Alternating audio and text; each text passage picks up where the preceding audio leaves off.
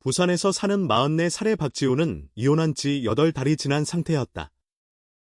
그는 항만 물류회사를 다니며 규칙적인 생활을 이어가고 있었지만 집으로 돌아오면 늘 비슷한 정적이 그를 맞이했다.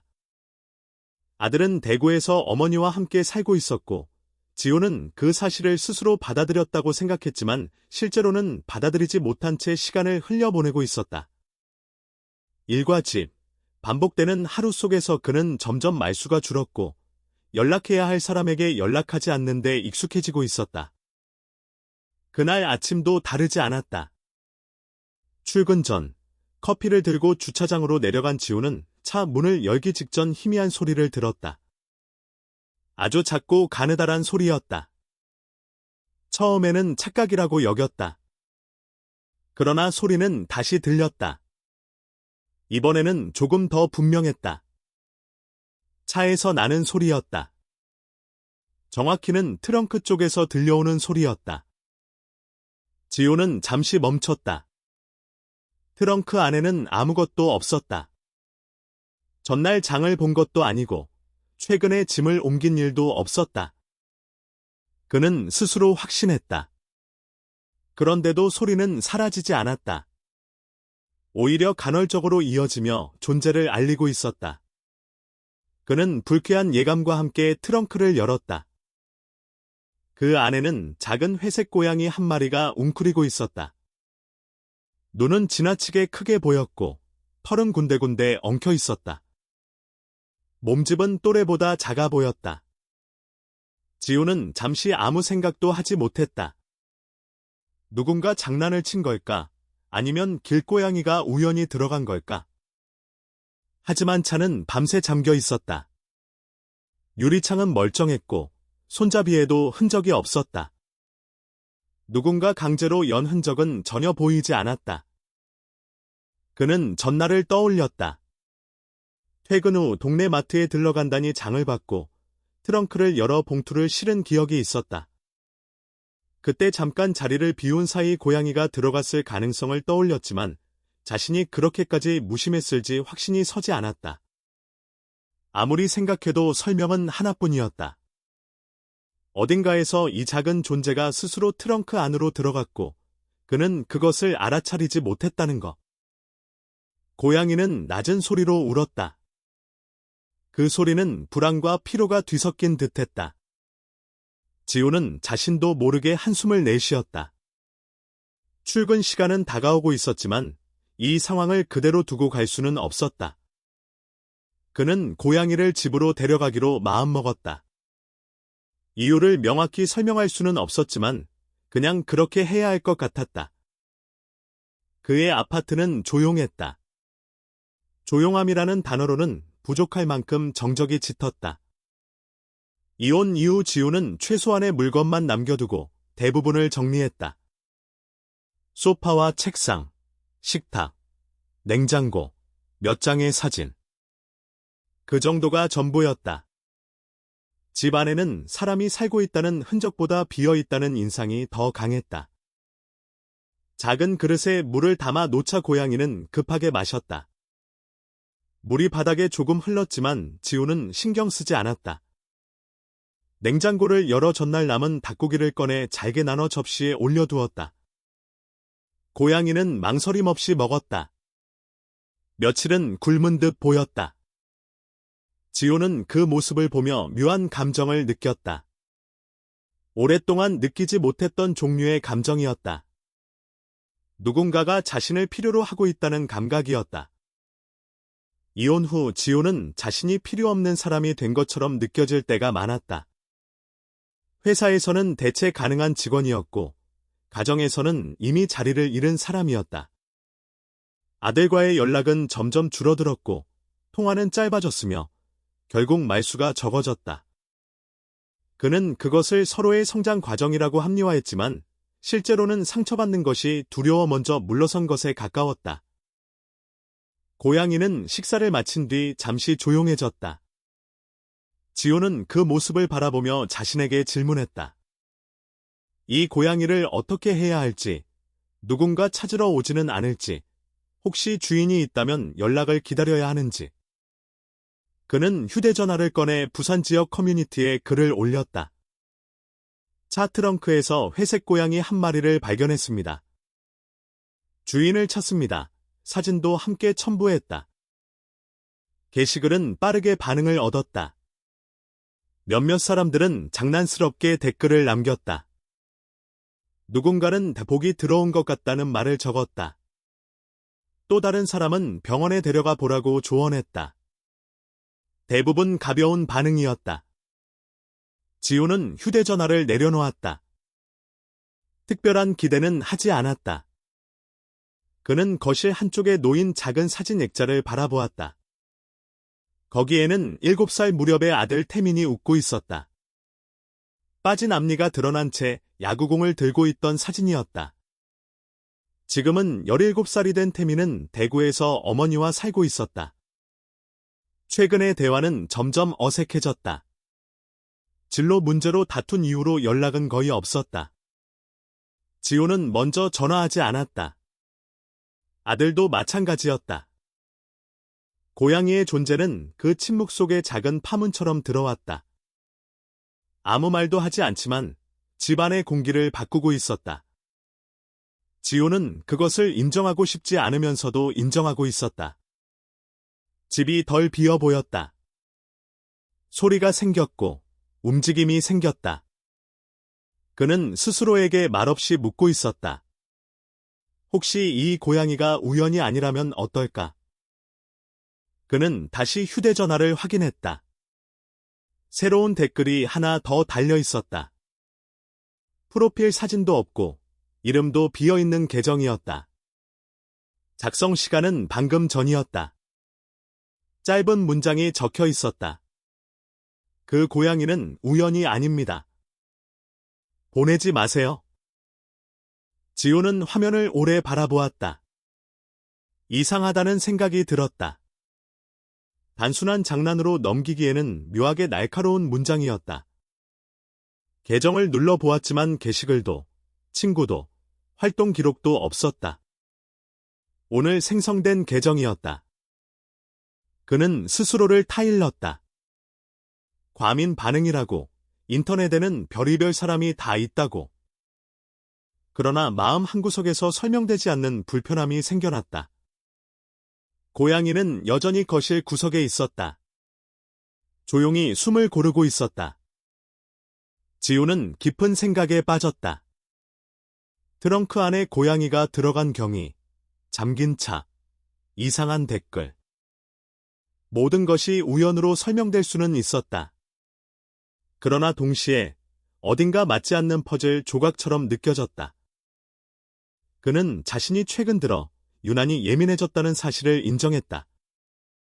이혼 이후 사람을 믿는 일이 어려워졌고 아들과의 거리도 마음에 남아 있었다. 고양이 한 마리와 정체 모를 댓글이 그의 일상을 흔들 정도로 그가 약해졌다는 사실이 더 불편했다. 하지만 고양이는 이미 그 집 안에 있었다. 그리고 지호는 그 존재를 외면하지 않았다. 적어도 지금 이 순간만큼은 그는 누군가를 돌볼 수 있는 사람이었다. 그 사실이 그를 미묘하게 안정시키고 있었다. 그는 결론을 내리지 않았다. 고양이를 보낼지, 계속 키울지, 주인을 찾을지. 아직은 아무것도 확정하지 않았다. 다만 분명한 것은 그날 아침 트렁크를 열기 전과 이후의 그는 조금 달라졌다는 점이었다. 아주 미세하지만 분명히. 그리고 지우는 아직 알지 못했다. 이 작은 존재가 단순한 우연이 아니라 그가 오랫동안 외면해 온 관계의 시작점이 될 것이라는 사실을. 지우는 휴대전화를 내려놓은 뒤에도 한동안 그 문장을 잊지 못했다. 우연이 아닙니다. 그 짧은 표현이 머릿속을 떠나지 않았다. 그는 스스로를 설득했다. 의미를 부여하지 말자고.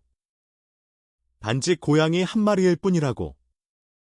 그러나 마음 한쪽에서는 그 문장이 계속해서 남아 있었다. 고양이는 거실 한쪽에서 조용히 몸을 말고 있었다. 배가 채워진 뒤라 그런지 이전보다 안정된 기색이었다. 지호는 그 모습을 바라보며 자신의 집이 어쩐지 달라졌다고 느꼈다. 물건은 그대로인데 공기가 변한 느낌이었다. 이 집은 오랫동안 사람 하나의 숨소리만으로 채워져 있었다. 이제는 다른 리듬이 섞여 있었다. 그는 그 사실을 부정하지 않았다. 퇴근 시간까지는 아직 여유가 있었지만 그는 회사에 연락해 오전 반차를 냈다. 고양이를 그대로 두고 나갈 수는 없었다. 부산이라는 도시에서 길고양이는 흔한 존재였지만 트렁크에서 발견된 고양이라는 점은 여전히 설명되지 않았다. 그는 병원에 데려가 확인해 보는 것이 먼저라고 판단했다. 근처 동물병원을 검색하며 지우는 자신의 과거를 떠올렸다. 예전에는 고양이를 키운 적이 있었다. 이혼 전, 가족이 함께 살던 시절이었다. 태민이 초등학생이던 때였다. 그때의 고양이는 아내가 데려갔다. 그 일에 대해 지우는 아무 말도 하지 않았다. 이미 많은 것을 잃은 상황에서 또 하나를 주장할 힘이 없었다. 그 이후로 그는 다시는 동물을 키울 생각을 하지 않았다. 지금 이 상황은 계획에 없던 일이었다. 그러나 이상하게도 그는 거부감이 크지 않았다. 오히려 고양이가 자신의 공간에 있다는 사실이 자연스럽게 느껴졌다. 마치 오래전부터 있어야 했던 존재처럼. 병원에 도착하자 접수 직원은 고양이를 보고 고개를 끄덕였다. 길에서 구조한 것이냐는 질문에 지우는 차 트렁크에서 발견했다고 답했다. 직원은 잠시 의아한 표정을 지었지만 더 묻지 않았다. 검진을 맡기며 그는 대기실에 앉았다. 그곳에서 다른 보호자들의 모습이 보였다. 반려동물을 가족처럼 대하는 분위기는 이제 한국에서도 흔한 일이었다. 반려동물은 단순한 동물이 아니라 정서적 동반자로 여겨지고 있었다. 수의사는 고양이를 확인한 뒤 크게 문제는 없다고 말했다. 몸무게가 또래보다 적게 나가고 며칠은 제대로 먹지 못한 상태 같다는 설명이 이어졌다. 마이크로칩은 발견되지 않았다. 주인을 찾기는 쉽지 않을 것이라는 판단이었다. 지호는 고개를 끄덕였다. 이미 어느 정도 예상한 결과였다. 수의사는 선택지를 제시했다. 보호소에 맡기거나 직접 돌보는 방법이었다. 보호소는 입소 대기가 많고 입양이 바로 이루어지지 않을 가능성도 있다고 덧붙였다. 지호는 그 말을 듣는 순간 마음이 복잡해졌다. 보호소라는 단어는 책임을 미루는 것처럼 느껴졌다. 동시에 자신이 과연 이 고양이를 끝까지 책임질 수 있을지 확신이 없었다. 그는 잠시 고민했다. 그러나 고민은 길지 않았다. 고양이는 그의 외투 안쪽에 파묻혀 있었다. 그 조용한 존재감이 그의 결정을 대신했다. 지호는 당분간 자신이 돌보겠다고 말했다. 수의사는 기본적인 사료와 모래, 필요한 용품 목록을 안내했다. 계산서를 받아들며 지호는 예상보다 큰 금액에 잠시 놀랐지만 이상하게도 후회는 없었다. 집으로 돌아온 뒤 고양이는 거실을 천천히 탐색했다. 낯선 공간이지만 크게 겁을 내는 모습은 아니었다. 가구 사이를 오가며 자신의 영역을 확인하는 듯했다. 지호는 그 움직임을 바라보며 자신이 오랫동안 잊고 있던 감정을 깨닫고 있었다. 누군가가 이 공간을 공유하고 있다는 감각이었다. 업무 메일이 쌓여 있었지만 그는 집중하기 어려웠다. 고양이는 책상 위에 올라와 키보드를 받기도 했다. 지호는 그것을 제지하지 않았다. 오히려 그 사소한 방해가 귀찮기보다는 살아있는 증거처럼 느껴졌다. 집이 더 이상 정적에 잠겨있지 않다는 신호였다. 그는 다시 휴대전화를 확인했다. 게시글에는 여전히 댓글이 달리고 있었다. 대부분은 호의적이었다. 입양을 제안하는 사람도 있었고 주인을 찾는 데 도움을 주겠다는 사람도 있었다. 그러나 그 익명 계정의 댓글은 여전히 화면 위에 남아 있었다. 추가 메시지는 없었다. 지호는 그 계정을 다시 눌러보았다. 아무런 변화도 없었다. 그는 깊게 생각하지 않으려 애썼다. 우연일 가능성이 훨씬 크다고 스스로를 설득했다. 하지만 마음 한쪽에서는 여전히 의문이 남아 있었다. 트렁크를 열 수 있었던 사람은 누구였을까? 자신 말고 그 열쇠를 가진 사람은 제한적이었다. 그는 생각을 멈추기로 했다. 아직은 추측만 있을 뿐이었다. 고양이는 식사 후 잠에 들었다. 그 조용한 숨결이 집 안에 퍼졌다. 지호는 소파에 앉아 그 모습을 오래 바라보았다. 이혼 이후 그는 누군가의 숨결을 이렇게 가까이 느낀 적이 없었다. 저녁이 가까워질수록 집안의 분위기는 조금 더 따뜻해졌다. 특별한 일이 일어난 것은 아니었다. 단지 두 존재가 같은 공간에 머물고 있을 뿐이었다. 그러나 지호는 그 단순함이 자신에게 얼마나 큰 변화인지 알고 있었다. 그는 더 이상 완전히 혼자가 아니었다. 그날 밤, 그는 다시 한번 게시글을 확인한 뒤 휴대전화를 내려놓았다. 결정을 미루지 않기로 했다. 고양이를 당분간 함께 지내기로 마음속으로 확정했다. 이름은 아직 정하지 않았다. 그러나 이 존재가 그의 일상에 머무르게 될 것이라는 사실은 분명해졌다. 지호는 자신이 예상하지 못한 방향으로 하루가 흘러갔음을 느꼈다. 출근 준비를 하며 평소와 다르지 않은 하루가 시작될 줄 알았지만 작은 울음소리가 그의 계획을 바꿔 놓았다. 그는 그 변화가 불편하면서도 동시에 감사하다는 모순된 감정을 품고 있었다. 고양이는 다시 낮은 소리로 울었다. 그 소리는 집 안을 채우며 존재를 알렸다. 지호는 그 소리를 외면하지 않았다. 그는 자신이 아직 누군가를 돌볼 수 있는 사람이라는 사실을 받아들이기 시작했다. 그리고 그 인정은 그의 삶에서 오래 비어있던 자리를 조금씩 메워가고 있었다. 익명의 댓글은 여전히 설명되지 않았지만 그는 그것에 휘둘리지 않기로 했다. 지금 중요한 것은 이 작은 생명이 안전하게 머물 수 있도록 하는 일이었다. 다른 의문들은 나중에 생각해도 늦지 않았다. 그날 밤, 지호는 오랜만에 집안의 정적이 두렵지 않았다. 고양이의 존재가 그를 안심시켰다. 그는 스스로에게 조용히 인정했다. 이 만남은 우연일지라도 자신에게는 필요한 일이었다고. 지호는 잠들기 전까지도 휴대전화를 몇 번이나 확인했다. 새로운 댓글이 달릴 때마다 알림이 울렸다. 대부분은 입양 문의이거나 근처에서 길고양이를 본 적이 있다는 정보였다. 그러나 그의 시선을 붙잡는 것은 여전히 그 익명 계정의 문장이었다. 추가 글은 없었지만 그 한 줄은 설명되지 않은 채 남아 있었다. 그는 자신이 과민 반응을 보이고 있다는 사실을 알고 있었다. 인터넷에는 장난을 치는 사람도 많고 의미 없이 말을 던지는 사람도 많다. 굳이 신경 쓸 이유는 없었다. 하지만 이상하게도 그 문장은 단순한 농담처럼 느껴지지 않았다. 우연이 아닙니다. 마치 무언가를 알고 있다는 듯한 어조였다. 지호는 계정 정보를 다시 확인했다. 생성 날짜는 오늘. 게시글 없음. 팔로워 없음. 팔로잉 없음. 흔적이 전혀 없는 계정이었다. 그는 화면을 오래 바라보다가 결국 휴대전화를 뒤집어 놓았다. 더 생각할수록 불안만 커질 것 같았다.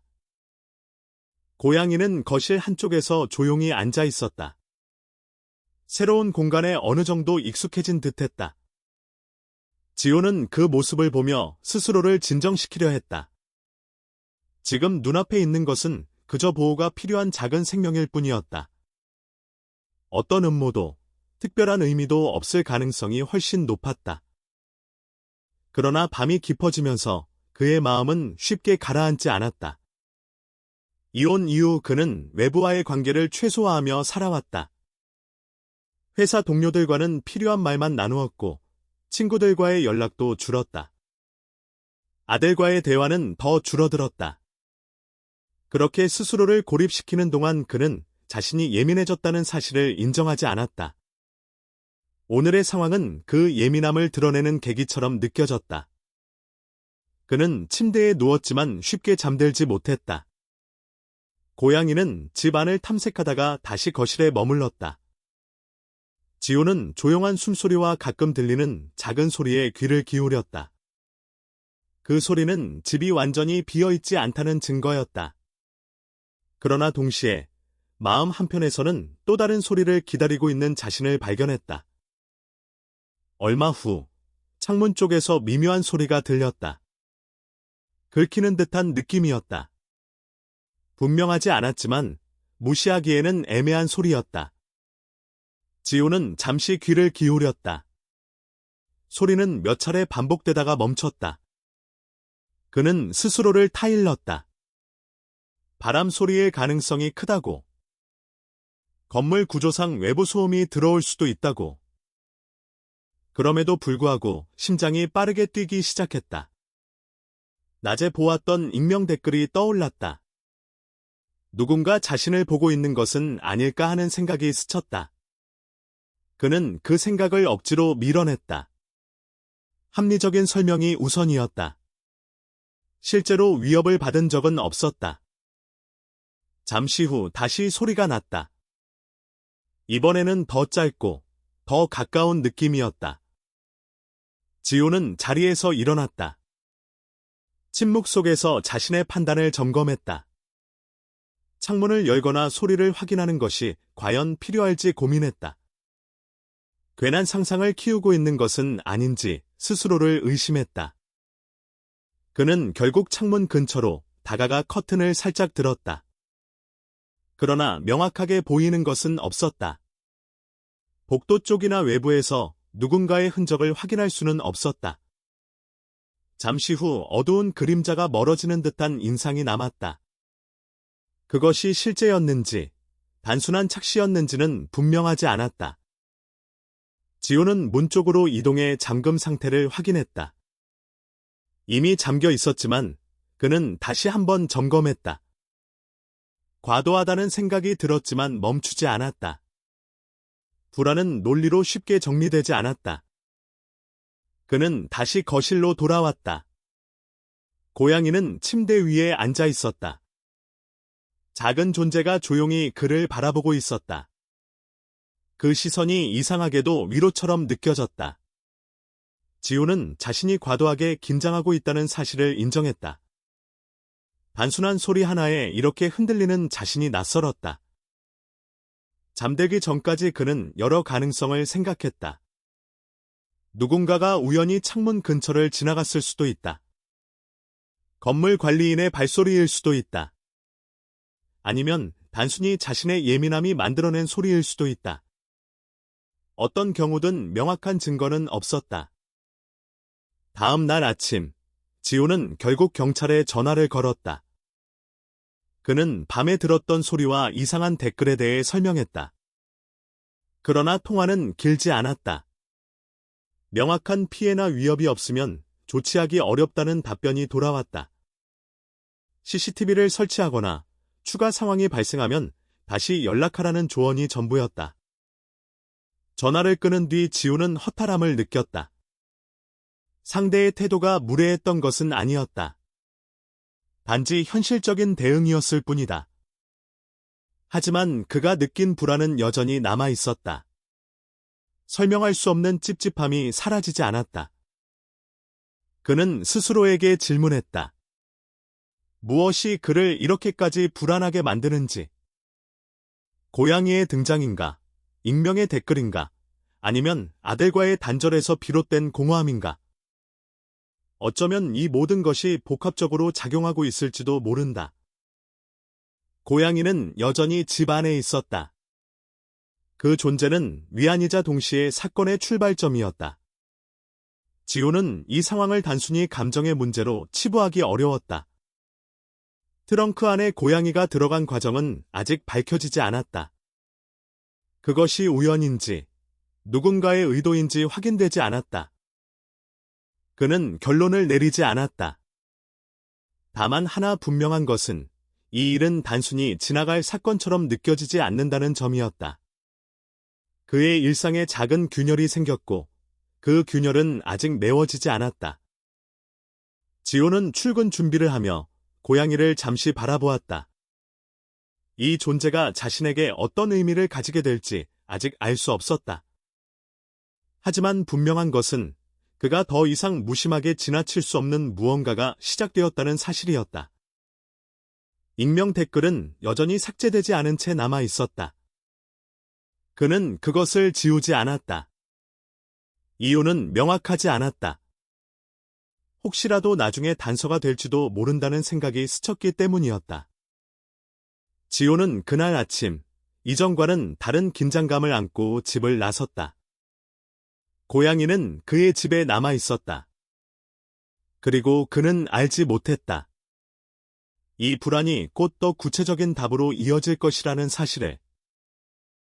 경찰과의 통화가 끝난 뒤에도 지훈의 마음은 쉽게 가라앉지 않았다. 상대는 원칙대로 말했을 뿐이었다. 명확한 피해도 위협도 없으면 개입하기 어렵다는 것은 이해할 수 있었다.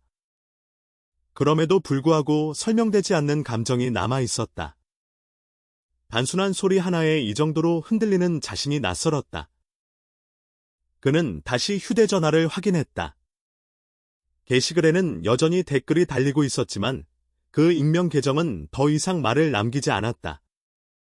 그 침묵이 오히려 더 불편했다. 만약 장난이었다면 추가 반응이 있을 법했다. 그러나 아무런 흔적도 없었다. 지호는 생각을 정리하기 위해 할 수 있는 가장 현실적인 행동을 선택했다. 고양이를 다시 병원에 데려가 보기로 했다. 전날 기본검진을 받았지만 마음속 불안은 사라지지 않았다. 혹시 누군가 일부러 차 안에 넣었다면 그 이유가 무엇이든 건강 상태를 더 정확히 확인하는 것이 필요하다고 느꼈다. 그는 병원에 전화를 걸어 추가 상담을 요청했다. 접수 직원은 전날 방문 기록을 확인하고 예약 시간을 안내했다. 지호는 고양이를 이동장에 넣었다. 전날보다 덜 저항하는 모습이 오히려 그의 마음을 무겁게 했다. 이 작은 존재는 이미 이 집을 자신의 공간으로 인식하기 시작한 듯했다. 병원에서 수의사는 다시 상태를 점검했다. 특별한 이상은 발견되지 않았다.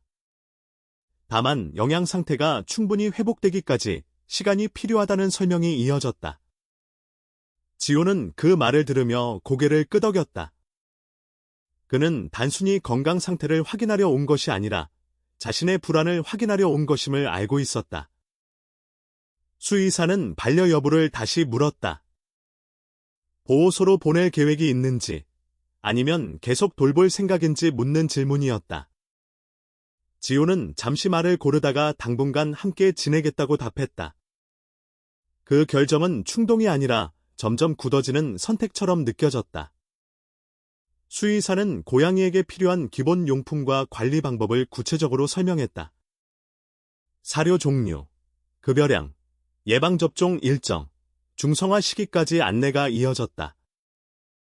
지호는 모든 내용을 메모했다. 그는 자신이 이 책임을 가볍게 여기지 않는다는 것을 스스로에게 증명하고 싶었다. 계산서를 확인하는 순간 현실적인 부담이 스쳤다. 그러나 그 부담은 예상보다 크게 다가오지 않았다. 이혼 이후 그는 자신을 위해 소비하는 일이 거의 없었다. 여가도, 취미도 줄어들었다. 통장에 남는 숫자는 늘었지만 삶의 밀도는 얇아졌다. 지금의 지출은 오히려 살아있다는 증거처럼 느껴졌다. 집으로 돌아오자 고양이는 이동장에서 나와 집안을 다시 확인하기 시작했다.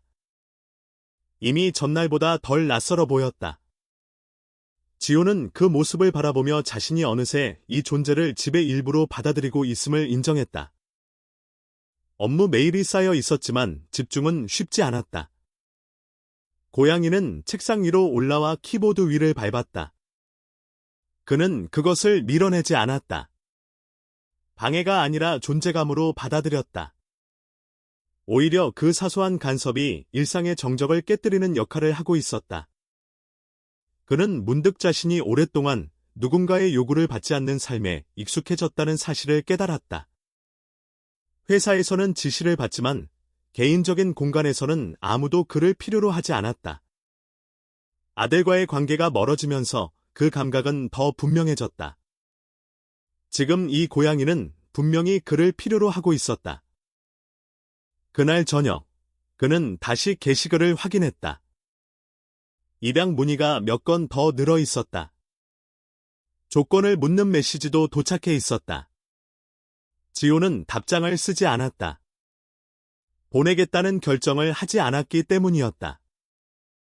익명 계정의 댓글은 여전히 삭제되지 않았다. 그는 그 문장을 몇 번이고 읽었다. 단순한 호기심인지 경고인지 알 수 없었다. 하지만 그 문장이 그의 마음에 남아있다는 사실은 부정할 수 없었다. 고양이는 식사를 마친 뒤 그의 근처에 머물렀다. 지호는 소파에 앉아 한동안 아무 생각 없이 시간을 보냈다. 이혼 이후 그는 감정을 최대한 배제하며 살아왔다. 상처받지 않기 위한 방어였다. 그러나 지금은 조금 달랐다. 이 작은 존재가 그의 방어를 조금씩 느슨하게 만들고 있었다. 그는 자신에게 질문했다. 만약 이 고양이가 없었다면 지금도 같은 방식으로 하루를 보냈을지. 아마도 그렇겠지만 그 하루는 더 공허했을 것이다. 고양이의 등장은 그의 일상에 균열을 냈지만 동시에 숨통을 틔웠다. 지호는 결정을 확정했다. 당분간이 아니라 더 오래 함께하기로 마음속에서 정리했다. 아직 이름은 없지만 이 존재를 쉽게 보내지 않겠다고 스스로에게 약속했다. 그 약속은 누군가에게 보여주기 위한 것이 아니라 자신에게 하는 다짐이었다. 그는 이전의 자신을 떠올렸다. 모든 것을 통제하려 했던 태도, 아들의 진로를 정해주려 했던 고집, 감정을 표현하지 않던 습관. 그 결과는 침묵이었다. 지금 이 고양이와의 관계는 다르게 시작하고 싶었다. 통제가 아니라 책임으로, 강요가 아니라 돌봄으로. 고양이는 조용히 그의 옆에 머물렀다. 그 작은 체온이 공간을 채웠다. 지호는 그것이 단순한 동물 이상의 의미를 가지기 시작했음을 느꼈다. 그러나 아직 그 이유를 명확히 알 수는 없었다.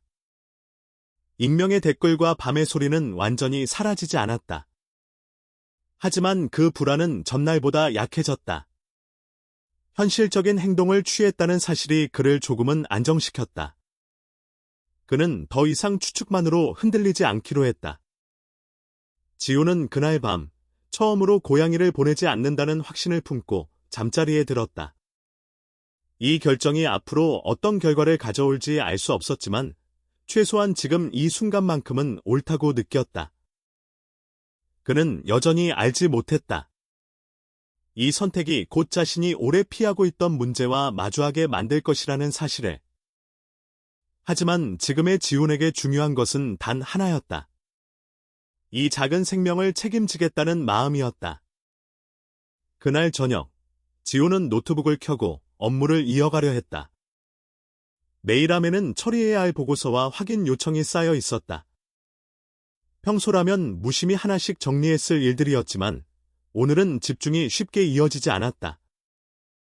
고양이는 그의 책상 주변을 맴돌다가 어느 순간 선반 쪽으로 관심을 옮겼다.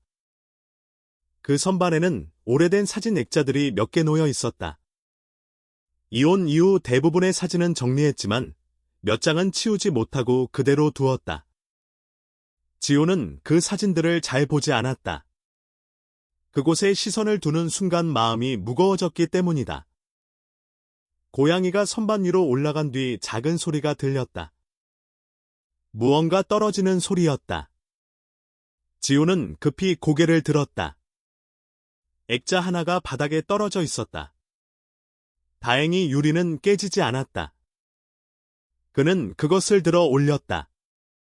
사진 속에는 7살 무렵의 태민이 있었다.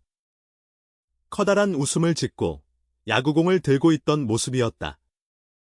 앞니가 빠진 채 해맑게 웃고 있었다.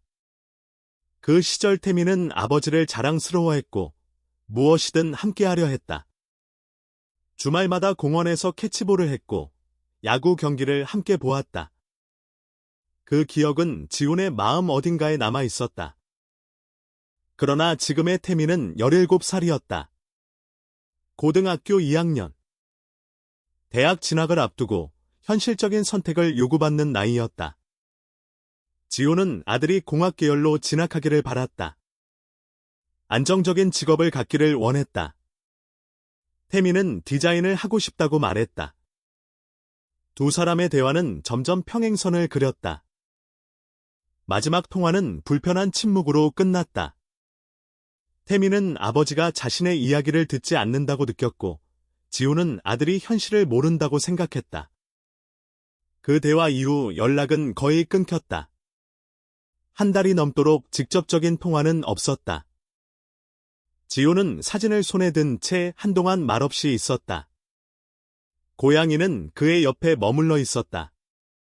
작은 존재가 조용히 그를 바라보고 있었다. 지훈은 자신의 가슴 어딘가가 조여오는 느낌을 받았다. 그는 아들을 그리워하고 있었다. 그러나 먼저 연락하지 않는 이유를 자존심으로 포장하고 있었다. 그는 스스로에게 질문했다. 왜 전화 한 통을 하지 못하는지? 왜 사과 한마디가 그렇게 어려운지? 이혼 이후 그는 모든 것이 무너졌다고 느꼈다. 그 상실감 속에서 그는 자신을 방어하는 방법으로 침묵을 택했다. 감정을 드러내지 않는 것이 상처를 줄이는 길이라고 믿었다. 그러나 지금 사진을 마주한 순간 그 믿음이 흔들렸다. 고양이의 존재는 그를 과거로 되돌려 놓았다. 예전 가족이 함께 키웠던 고양이가 떠올랐다. 태민은 그 고양이를 무척 아꼈다. 학교에서 돌아오면 먼저 고양이를 찾았고 시험이 끝나면 간식을 사오기도 했다. 그 기억은 여전히 선명했다. 이혼 후 고양이는 아내와 함께 떠났다. 태민도 그 집에 남았다. 지호는 그 결정에 대해 깊이 생각하지 않았다. 그때는 이미 감정적으로 지쳐 있었고 더 이상 무엇을 붙잡을 힘이 없었다. 그러나 지금 돌아보면 그는 아들과의 연결고리 하나를 스스로 놓아버린 셈이었다. 고양이는 다시 조용히 울었다. 그 소리는 짧았지만 분명했다. 지호는 사진을 제자리에 두었다. 그는 이 작은 존재가 단순한 우연이 아니라는 생각을 처음으로 진지하게 받아들이기 시작했다. 누군가의 의도가 있었을 가능성을 완전히 배제할 수 없었다. 그는 다시 휴대전화를 들어 태민의 연락처를 바라보았다. 이름은 여전히 즐겨찾기에 등록되어 있었다. 통화 기록은 한 달 전에서 멈춰 있었다. 그날의 대화는 끝이 좋지 않았다. 태민은 아버지가 자신의 선택을 존중하지 않는다고 말했고 지호는 감정적으로 반응했다. 그 이후로 서로 먼저 연락하지 않았다. 지호는 통화 버튼을 누르지 않았다. 대신 휴대전화를 내려놓았다. 아직은 정리되지 않은 감정이 많았다. 그러나 마음속 어딘가에서 무언가가 움직이고 있었다. 고양이의 존재가 그 움직임을 촉발하고 있었다. 그날 밤, 잠자리에 들었을 때도 사진 속 태민의 얼굴이 떠올랐다. 고양이는 집 안을 돌아다니다가 침대 근처에 머물렀다. 지호는 눈을 감으려 했지만 생각이 쉽게 멈추지 않았다. 잠시 후, 다시 소리가 들렸다. 창문 근처에서 긁히는 듯한 미묘한 소리였다. 그는 몸을 일으켰다. 전날과 비슷한 소리였다. 단순한 우연일까? 아니면 누군가가 실제로 주변에 있는 것일까? 그는 판단을 내리기 어려웠다. 소리는 잠시 이어지다가 멈췄다. 그는 창문 쪽으로 시선을 돌렸다. 명확한 움직임은 보이지 않았다. 그러나 짧은 순간, 어둠 속에서 무엇인가가 빠르게 사라지는 인상을 받았다. 그것이 사람인지, 단순한 그림자인지 확신할 수 없었다.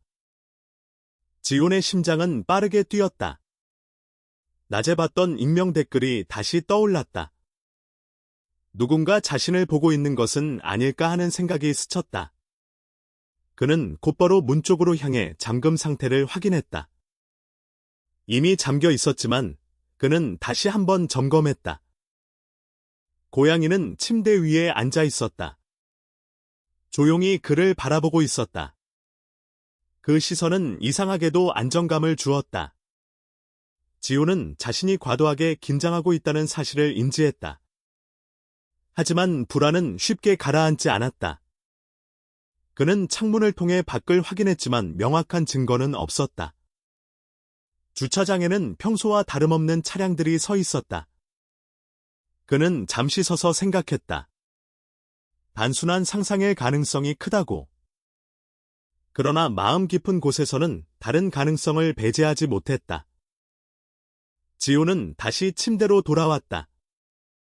고양이는 조용히 그 근처에 머물렀다. 그는 천장을 바라보며 오래 생각했다.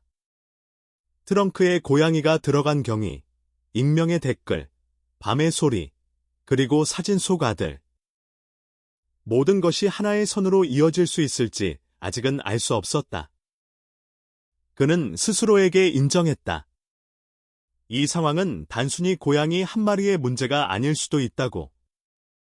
그리고 그 답은 아마도 자신이 가장 피하고 있는 인물과 연결되어 있을지도 모른다고. 그러나 그는 아직 그 결론에 도달하지 않았다. 그저 불안과 그리움이 뒤섞인 상태로 밤을 견뎌야 했다. 고양이의 존재는 위로였지만 동시에 질문이기도 했다.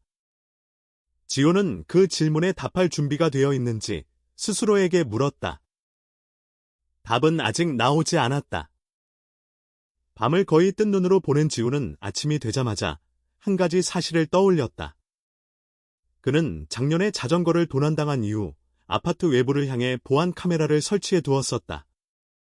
그때는 분명히 필요하다고 판단했고 몇 번은 녹화 화면을 확인한 적도 있었다. 하지만 최근에는 거의 잊고 지냈다. 어젯밤의 소리와 그 익명 댓글이 떠오르자 그는 더 이상 추측만으로 머물 수 없다고 느꼈다. 그는 노트북을 켜고 보안 프로그램에 접속했다. 녹화는 연속으로 저장되고 있었고 최근 30일 분량까지 보관되어 있었다. 지호는 숨을 고르며 날짜를 이틀 전으로 돌렸다. 고양이를 발견하기 전날 밤이었다. 화면에는 자신의 차량이 평소처럼 주차되어 있는 모습이 나타났다. 몇 시간 동안 특별한 움직임은 없었다. 사람 몇 명이 지나가고 차량이 들어오고 나가는 장면이 반복되었다. 그는 재생 속도를 높였다. 시간이 빠르게 흘러갔다. 그러다 특정 시점에서 움직임이 포착되었다. 시각은 밤 9시 43분을 가리키고 있었다. 한 인물이 화면에 들어왔다. 모자를 눌러 쓴 후드티 차림이었다. 얼굴은 그림자에 가려져 있었다. 그 인물은 주변을 한번 둘러보는 듯 멈춰 서 있었다. 지훈의 심장이 느리게 뛰기 시작했다. 그는 화면에 더 가까이 시선을 두었다. 인물은 그의 차량 쪽으로 다가왔다. 잠시 망설이는 듯 보였다. 그리고 손을 주머니에 넣었다. 그 순간 지호는 강제로 트렁크를 여는 장면을 예상했다. 하지만 예상과 달랐다. 인물은 열쇠를 꺼냈다. 그리고 아무런 저항 없이 트렁크를 열었다. 손잡이를 잡아당기는 동작에는 익숙함이 묻어 있었다. 지호는 그 장면에서 멈칫했다. 강제 침입이 아니었다. 열쇠를 사용했다는 의미였다. 그의 차량 열쇠는 두 개였다. 하나는 지금 그의 손에 있었고 다른 하나는 오래전 태민에게 맡긴 예비 열쇠였다. 이혼 전 혹시 모를 상황을 대비해 건네주었던 것이었다. 이후 돌려받지 않았다. 화면 속 인물은 품 안에서 작은 무언가를 꺼냈다. 작고 둥근 형체였다. 그것을 조심스럽게 트렁크 안에 내려놓았다. 그리고 잠시 멈췄다. 그 장면은 길지 않았지만 분명했다. 그 형체는 고양이였다. 지훈의 손이 키보드 위에서 멈췄다. 화면 속 인물은 트렁크를 닫고 다시 열쇠로 잠갔다. 동작은 서두르지 않았지만 주변을 의식하는 듯했다. 그리고 몇 걸음 물러났다. 그때 보안등 불빛이 잠시 인물의 얼굴을 비추었다. 아주 짧은 순간이었다. 그러나 지훈에게는 충분했다. 그는 재생을 멈추고 화면을 확대했다. 화질은 완벽하지 않았지만 윤곽은 분명했다. 그 얼굴은 낯설지 않았다. 오히려 너무 익숙했다. 태민이었다. 지훈의 호흡이 거칠어졌다. 믿고 싶지 않았지만 부정할 수 없었다. 화면을 다시 재생했다. 같은 장면이 반복되었다.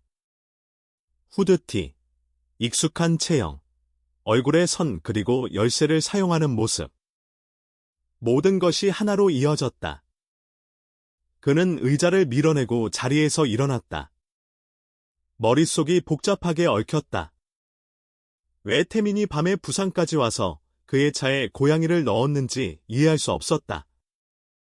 차라리 직접 문을 두드렸다면 나았을 것이다. 왜 이런 방식이었을까? 익명 댓글이 떠올랐다.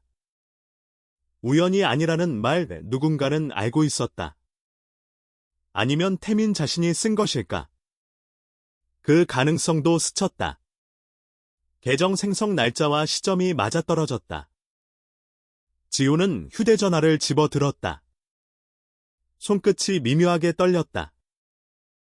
연락처 목록에서 태민의 이름을 찾았다. 몇 초 동안 화면을 바라보았다. 통화 버튼을 누르지 못한 시간이 길게 느껴졌다. 결국 그는 전화를 걸었다. 신호음이 몇 번 울렸다. 그 짧은 시간 동안 수많은 생각이 스쳤다. 태민이 받지 않으면 어떻게 할지, 받아도 무슨 말을 해야 할지 정리되지 않았다. 여보세요. 태민의 목소리가 들렸다. 조심스러운 어조였다. 지훈은 바로 본론으로 들어갔다. 지금 부산으로 올 수 있니? 질문이 아니라 요청에 가까웠다. 태민은 잠시 침묵했다. 무슨 일인데요? 지훈은 말을 고르지 않았다. 와서 이야기하자. 이 짧은 문장이었지만 단호했다. 다시 잠시 침묵이 흘렀다. 태민은 한숨을 내쉬는 듯했다. 알겠어요. 조금 걸릴 거예요. 통화는 길지 않았다. 서로 불필요한 말을 하지 않았다. 긴장감만이 남았다. 지호는 전화를 끊은 뒤 소파에 앉았다. 머릿속은 여전히 정리되지 않았다. 분노인지, 실망인지, 혼란인지 명확하지 않았다. 그러나 한 가지는 분명했다. 이 상황은 단순한 장난이 아니었다. 그는 다시 화면을 확인했다. 같은 장면을 몇 번이고 되돌려 보았다. 열쇠를 사용하는 모습이 반복되었다. 그 열쇠는 자신이 직접 건네준 것이었다. 그 사실이 묘하게 마음을 찔렀다. 고양이는 거실 한쪽에 있었다. 아무것도 모른 채 조용히 앉아 있었다. 지호는 그 존재를 바라보며 상황의 아이러니를 느꼈다. 이 작은 생명은 갈등의 중심이 아니라 오히려 연결의 매개일지도 모른다는 생각이 어렴풋이 스쳤다. 그는 자신이 화를 내야 하는지, 먼저 이유를 물어야 하는지 고민했다. 아들은 고등학생이었다. 아직 미성숙할 수 있었다. 그러나 밤에 몰래 와서 트렁크에 고양이를 넣는 행동은 분명 계획된 것이었다. 지호는 스스로를 진정시키려 했다. 감정적으로 대응하면 또다시 같은 실수를 반복할 가능성이 컸다. 지난 통화에서처럼 상처만 남길 수도 있었다. 이번에는 다르게 해야 한다는 생각이 들었다. 시간이 흐르자 초조함이 커졌다. 태민이 부산까지 오는 데에는 일정한 시간이 필요했다. 지호는 그 시간을 기다리며 과거를 되짚었다. 마지막 통화의 내용, 태민이 했던 말, 자신의 반응. 그는 그 대화를 떠올릴수록 후회가 밀려왔다. 그는 인정했다. 태민은 자신과의 거리가 멀어졌다고 느꼈을 것이다. 자신이 바쁘다는 이유로 연락을 미뤘고 감정을 표현하지 않았으며 진로 문제에서 양보하지 않았다. 그 모든 것들이 오늘의 장면으로 이어졌을 가능성이 있었다. 지호는 깊은 숨을 내쉬었다. 이번 만남은 단순히 사건을 따지는 자리가 되어서는 안 된다고 생각했다. 이유를 들어야 했다.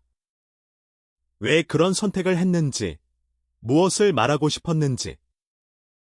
고양이는 조용히 움직였다.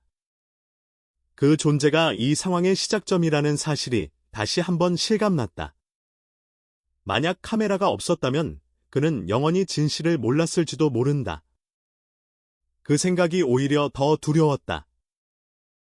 초인종 소리가 울리기 전까지 지호는 여러 번 자신의 태도를 점검했다. 화를 누르고 질문을 정리하고 감정을 억누르려 했다.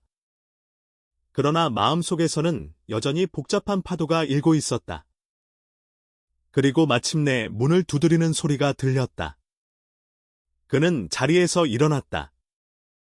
이 문을 여는 순간 단순한 사건의 해명이 아니라 오랫동안 멀어졌던 관계와 마주하게 될 것이라는 사실을 알고 있었다. 지호는 문을 열었다. 그 앞에는 태민이 서 있었다. 화면 속에서 본 후드티와 같은 차림이었다. 멀리서 달려온 흔적은 보였지만 표정은 담담하려 애쓰는 모습이었다. 두 사람 사이에는 어색한 침묵이 먼저 자리 잡았다. 지호는 짧게 들어오라고 말했다. 태민은 고개를 끄덕이고 안으로 들어섰다. 집 안에는 여전히 고양이가 있었다. 소파 근처에서 조용히 앉아 있었다. 태민의 시선은 자연스럽게 그쪽으로 향했다. 그 눈빛이 잠시 부드러워졌다가 다시 굳어졌다. 지호는 곧장 본론으로 들어갔다. 카메라를 봤다. 그의 말은 길지 않았다. 태민의 표정이 순간 굳어졌다. 아무 말도 하지 않았지만 부정하지 않는 침묵이었다. 지호는 말을 이었다. 열쇠를 썼더라. 태민은 고개를 숙였다. 잠시 긴 정적이 흘렀다. 지호는 감정을 억누르며 물었다. 왜 그런 거냐? 목소리는 최대한 차분하게 유지하려 했지만 안에 담긴 혼란은 숨길 수 없었다. 태민은 바로 답하지 않았다. 몇 초가 길게 느껴졌다. 아직 예비 열쇠 가지고 있었어요. 태민이 먼저 꺼낸 말은 변명이 아니라 사실 확인에 가까웠다. 지호는 그 사실을 알고 있었다. 그러나 그 대답은 질문의 핵심이 아니었다. 그건 알고 있다. 지호는 말을 끊지 않았다. 왜 몰래 왔냐? 그 문장에는 서운함이 묻어 있었다. 태민은 잠시 숨을 고른 뒤 입을 열었다. 아버지한테 그냥 가면 또 싸울 것 같아서요. 짧은 대답이었지만 무게가 있었다. 지호는 그 말을 듣는 순간 심장이 내려앉는 느낌을 받았다. 싸울 것 같다는 말, 그것이 아들의 예상이었다는 사실이 아프게 다가왔다. 태민은 말을 이어갔다. 그날 마지막 통화 이후로 전화하기가 힘들었어요. 목소리는 낮았지만 분명했다. 아버지는 제 얘기 안 듣는 것 같았고 저는 계속 설득당하는 느낌이었어요. 지호는 그 말을 반박하지 못했다. 마지막 통화에서 그는 감정적으로 대응했다. 태민이 디자인을 하고 싶다고 말했을 때 그는 현실을 강조하며 강하게 밀어붙였다. 그때의 말들이 그대로 떠올랐다. 그건 취미로 해라. 먹고 살 길부터 생각해라. 그런 말들이 상처로 남았을 가능성을 그는 인정해야 했다. 태민은 고양이 쪽을 잠시 바라보며 말을 이어갔다. 일하는 곳 뒤에서 이 애를 봤어요. 혼자 있었고, 사람 피하고, 좀 말라 있었어요. 그는 구체적인 묘사를 덧붙이지 않았다. 대신 한 문장을 덧붙였다. 예전에 키우던 고양이 생각났어요. 지훈의 가슴이 조여왔다. 그 고양이는 태민이 가장 좋아했던 존재였다. 시험을 망친 날에도, 친구와 다툰 날에도 그 고양이에게는 속마음을 털어놓았다. 이혼 이후 그 고양이는 어머니와 함께 갔다. 태민의 삶에 남은 몇 안 되는 안정적인 존재 중 하나였다. 아버지 집에 갔을 때 태민은 잠시 말을 멈췄다. 조용했어요. 너무 그 한 단어에 많은 의미가 담겨 있었다. 저도 아버지한테 전화 안 했지만 아버지도 안 했잖아요. 지호는 아무 말도 하지 못했다. 그 말은 사실이었다. 그는 바쁘다는 이유로, 자존심이라는 이유로 연락을 미뤘다. 아들이 먼저 다가오지 않으면 자신도 하지 않겠다는 식의 어리석은 계산을 했다. 태민은 말을 이어갔다. 고향이 있으면 좀 덜 외로울 것 같았어요. 그 말은 변명도, 계산도 아니었다. 순수한 의도에 가까웠다. 직접 말하면 아버지 또 필요 없다고 할 것 같아서. 그냥 트렁크에 두면, 발견하면, 그냥 키우지 않을까 싶었어요. 지호는 숨을 깊게 들이켰다. 몰래 한 행동은 분명 잘못이었다. 그러나 그 의도의 방향은 예상과 달랐다. 아들은 해를 끼치려 한 것이 아니라 연결을 시도한 것이었다. 다만 그 방식이 서툴렀을 뿐이었다. 댓글도 내가 썼냐? 지호는 조심스럽게 물었다. 태민은 고개를 끄덕였다. 혹시 버릴까 봐요. 짧은 설명이었다. 지호는 눈을 감았다. 익명 계정, 생성 날짜, 문장의 어조. 모든 퍼즐이 맞춰졌다. 분노는 서서히 사라지고 있었다. 대신 무거운 자책이 자리 잡았다. 자신의 아들이 이런 방식으로 다가올 수밖에 없었다는 사실이 마음을 아프게 했다. 태민은 아버지를 두려워한 것이 아니라 거절당할까봐 두려워했다. 지호는 한동안 아무 말도 하지 않았다. 침묵 속에서 두 사람은 서로를 바라보지 않았다. 그러나 그 침묵은 이전과 달랐다. 도망치는 침묵이 아니라 무언가를 마주하는 침묵이었다. 미안하다. 지훈이 먼저 입을 열었다. 그 말은 단순한 사건에 대한 것이 아니었다. 지난 몇 달에 대한 사과였다. 전화 먼저 했어야 했다. 그는 변명을 덧붙이지 않았다. 바빴다는 말도, 상황이 복잡했다는 말도 하지 않았다. 태민은 고개를 들었다. 놀란 듯한 눈빛이었다. 저도요. 그 역시 짧게 말했다. 저도 먼저 말했어야 했어요. 그러나 그 사과는 자신을 보호하기 위한 것이 아니라 관계를 이어가기 위한 것이었다. 고양이는 두 사람 사이를 오가듯 조용히 움직였다. 그 존재가 이 대화의 매개가 되었다는 사실이 분명해졌다. 지호는 고양이를 바라보다가 태민에게 물었다. 이름은 생각해 둔 거 있냐? 태민은 잠시 망설이다가 말했다. 다리 지호는 그 뜻을 바로 이해하지 못했다. 태민은 덧붙였다. 다리처럼. 연결해 주는 거요? 그 말은 상징적이었다. 이 상황을 정확히 설명하는 단어였다. 지호는 고개를 끄덕였다. 좋다. 짧은 동의였다. 그러나 그 안에는 수용의 의미가 담겨 있었다. 그는 고양이를 자신만의 존재로 두지 않겠다고 느꼈다. 이 고양이는 두 사람 모두의 책임이 되어야 했다. 자주 와라. 지호는 자연스럽게 말했다. 같이 키우자. 그 문장은 제안이 아니라 관계 회복의 신호였다. 태민의 표정이 조금 풀렸다. 그는 고개를 끄덕였다. 두 사람은 소파에 나란히 앉았다. 대화는 길지 않았지만 이전과는 달랐다. 진로에 대한 이야기는 꺼내지 않았다. 대신 학교 이야기, 일하는 곳 이야기, 사소한 일상 이야기가 이어졌다. 큰 감정의 폭발은 없었지만 그 대신 안정된 흐름이 있었다. 지호는 깨달았다. 문제는 고양이가 아니었다. 예비 열쇠도, 익명 댓글도 아니었다. 문제는 자신과 아들 사이에 생긴 거리였다. 그 거리를 줄이기 위해 누군가는 먼저 다가와야 했다. 이번에는 태민이 그 역할을 했다. 그는 속으로 다짐했다. 이번에는 놓치지 않겠다고. 감정을 숨기지 않고 먼저 연락하고 듣겠다고. 고양이는 단순한 반려동물이 아니라 관계를 다시 이어준 매개였다. 태민은 잠시 고양이를 바라보다가 조용히 말했다. 아버지 집, 이제 덜 조용해 보여요. 그 말에는 안도가 섞여 있었다. 지호는 그 말을 들으며 자신의 집이 아니라 자신의 마음이 변하고 있음을 느꼈다. 그날 밤, 두 사람 사이의 긴장은 완전히 사라지지는 않았지만 새로운 출발점이 생겼다. 고양이는 그 출발의 중심에 있었다.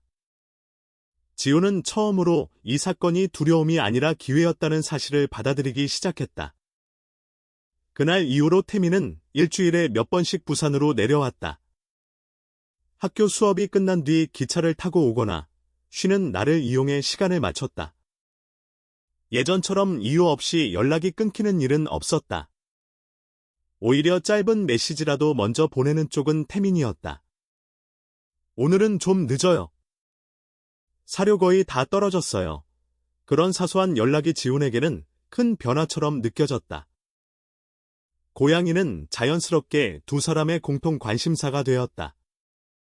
사료를 어떤 것으로 바꿀지, 예방접종 날짜를 어떻게 잡을지, 모레는 어떤 종류가 좋은지 같은 대화가 이어졌다. 그 과정에서 두 사람은 서로의 의견을 듣기 시작했다. 예전처럼 한쪽이 결론을 내리고 다른 쪽이 따르는 구조가 아니었다. 작은 선택들이 쌓이면서 대화의 방식도 바뀌어갔다. 지호는 스스로 달라지려 노력했다. 태민이 디자인 이야기를 꺼냈을 때 예전처럼 현실을 먼저 들이밀지 않았다. 대신 왜 그것을 하고 싶은지, 무엇이 좋은지 묻는 쪽을 택했다. 태민은 처음에는 조심스러웠지만 점점 더 구체적으로 자신의 생각을 말하기 시작했다. 학원에서 준비하는 포트폴리오, 관심 있는 학교, 선배들의 사례까지 설명했다. 지호는 들으면서 깨달았다. 자신이 몰랐던 시간 동안 태민은 이미 많은 고민을 해왔다는 사실을. 단순한 충동이 아니라 나름의 계획과 책임감을 가지고 있었다는 사실을. 그는 그동안 아들을 보호한다는 이유로 선택권을 빼앗으려 했던 자신을 떠올렸다. 고양이의 이름은 결국 태민이 말한 대로 다리로 정해졌다. 두 사람 모두 그 이름이 어색하지 않다고 느꼈다. 다리는 집 안을 자유롭게 오갔고 두 사람 사이에 자연스럽게 자리를 잡았다. 누가 먼저 말을 꺼내기 어려울 때면 다리의 행동이 대화를 열어주었다. 그 존재는 부담이 아니라 완충제처럼 작용했다. 어느 날 저녁, 태민은 학교에서 있었던 일을 길게 이야기했다. 친구와의 갈등, 진로 상담 시간에 들은 말, 어머니와의 대화까지 솔직하게 털어놓았다. 지호는 중간에 끊지 않았다. 조언을 급하게 내놓지도 않았다. 그냥 끝까지 들었다. 그 변화는 태민에게 분명히 전해졌다. 지훈 역시 자신의 이야기를 조금씩 꺼냈다. 회사에서의 고민, 이혼 이후 느꼈던 허탈감, 아들과의 거리에서 오는 불안까지.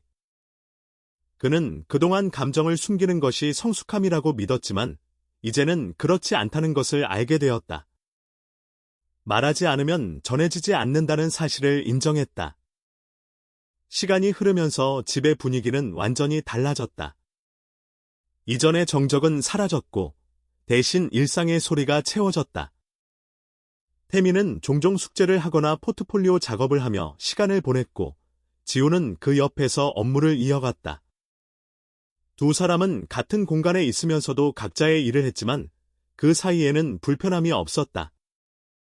어느 날, 태민은 조심스럽게 물었다. 아버지는 제가 디자인하는 거 아직도 걱정돼요. 지호는 잠시 생각했다. 그는 솔직하게 답했다. 걱정은 된다. 하지만 내가 왜 그걸 하고 싶은지는 이제 알 것 같다. 그 말은 완전한 동의는 아니었지만 존중의 표현이었다. 태민은 그 답을 받아들였다. 지호는 스스로에게 변화를 느꼈다. 이전에 그는 정답을 제시하려 했고 통제하려 했다. 지금은 함께 고민하려 했다. 다리는 그 변화를 지켜보는 증인처럼 그들 곁에 머물렀다. 3달이 지났을 무렵, 지호는 소파에 앉아 다리가 잠든 모습을 바라보고 있었다. 태민은 그 옆에서 조용히 휴대전화를 보고 있었다. 특별한 사건은 없었지만 그 순간은 이전과 비교할 수 없을 만큼 안정되어 있었다. 지호는 태민을 바라보며 말했다. 고맙다. 태민은 고개를 들었다. 뭐가요? 지호는 길게 설명하지 않았다. 다리 데려온 거, 그 한마디에 많은 의미가 담겨 있었다. 태민은 웃으며 고개를 끄덕였다. 지호는 마음속으로 인정했다. 자신을 구한 것은 고양이만이 아니었다. 아들의 용기였다. 서툴지만 직접 행동으로 보여준 그 선택이 없었다면 그는 여전히 자존심 뒤에 숨어 있었을지도 모른다. 이제는 예비 열쇠를 돌려받는 문제도 자연스럽게 정리되었다. 그러나 그 열쇠는 단순히 차 문을 여는 도구가 아니었다. 서로의 마음을 여는 상징이 되었다. 지호는 그것을 다시 태민에게 맡겼다. 신뢰의 표시였다. 다리는 점점 건강해졌고 집안의 리듬에 완전히 녹아들었다. 태민이 오지 않는 날에도 지호는 더 이상 예전처럼 고립감을 느끼지 않았다. 대신 다음 만남을 기다리는 마음이 생겼다. 연락을 미루지 않았고 작은 일이라도 공유했다. 지호는 가끔 생각했다. 만약 그날 트렁크를 열지 않았다면, 만약 카메라를 확인하지 않았다면 자신은 무엇을 놓치고 있었을지. 그러나 그는 과거를 후회하기보다는 현재를 선택하기로 했다. 그는 깨달았다. 관계는 거창한 사건으로만 회복되는 것이 아니었다. 때로는 아주 작은 계기로 시작된다. 한 통의 전화, 한 번의 사과, 혹은 트렁크 안의 작은 생명처럼. 중요한 것은 그 계기를 놓치지 않는 태도였다. 지호는 다리를 쓰다듬으며 마음속으로 다짐했다. 앞으로는 침묵을 선택하지 않겠다고. 자존심보다 관계를 먼저 두겠다고. 태민 역시 변화를 느끼고 있었다. 두 사람은 완벽해지지 않았지만 더 이상 서로를 두려워하지 않았다. 삶은 여전히 복잡했고 각자의 고민은 계속되었다. 그러나 그들은 알고 있었다. 말하지 않으면 멀어지고 다가가면 이어진다는 단순한 진리를. 다리는 그 사실을 몸으로 증명해준 존재였다. 지호는 생각했다. 가장 작은 행동이 가장 큰 변화를 만든다는 것을. 사랑은 거창한 선언이 아니라 누군가의 곁에 남아 있으려는 선택이라는 것을. 그리고 때로는 서툰 방식이라도 진심이 담겨 있다면 관계를 다시 잇는 다리가 될 수 있다는 것을. 그는 더 이상 혼자가 아니었다. 그리고 태민 역시 혼자가 아니었다. 두 사람 사이에는 다리가 놓여 있었다. 그 다리는 조용하지만 단단했다. 그리고 그 위를 건너는 일은 이제 더 이상 두렵지 않았다. 존경하는 여러분께 깊은 인사를 드립니다. 오늘 이 이야기에 귀 기울여 주시고 끝까지 함께해 주신 것에 진심으로 감사의 마음을 전합니다. 바쁜 일상 속에서도 잠시 시간을 내어 한 사람의 삶과 그 안에 담긴 감정을 따라와 주신 여러분의 관심은 저희에게 큰 힘이 됩니다. 이 이야기가 전하고자 했던 메시지는 거창하지 않습니다. 때로는 아주 작은 선택과 조심스러운 다가감이 멀어진 마음을 다시 잇는 다리가 될 수 있다는 사실입니다. 말하지 않으면 오해가 쌓이고, 먼저 손을 내밀지 않으면 거리는 더욱 멀어집니다. 그러나 진심 어린 한 걸음은 관계를 회복시키고 서로를 이해하게 만드는 출발점이 될 수 있습니다. 오늘의 이야기가 여러분 각자의 삶 속에서도 누군가를 떠올리게 하고 망설이던 연락을 다시 생각해보는 계기가 되었기를 바랍니다. 앞으로도 저희는 사람의 마음과 삶의 의미를 담은 이야기를 정성껏 전하고자 합니다. 이 채널이 더 많은 분들께 닿을 수 있도록 공감하셨다면 좋아요를 눌러주시고 아래에 여러분의 생각과 느낌을 남겨주시기 바랍니다. 또한 채널 구독을 통해 앞으로 이어질 이야기에도 함께해 주신다면 큰 격려가 될 것입니다. 여러분의 따뜻한 관심과 응원에 다시 한번 깊이 감사드립니다.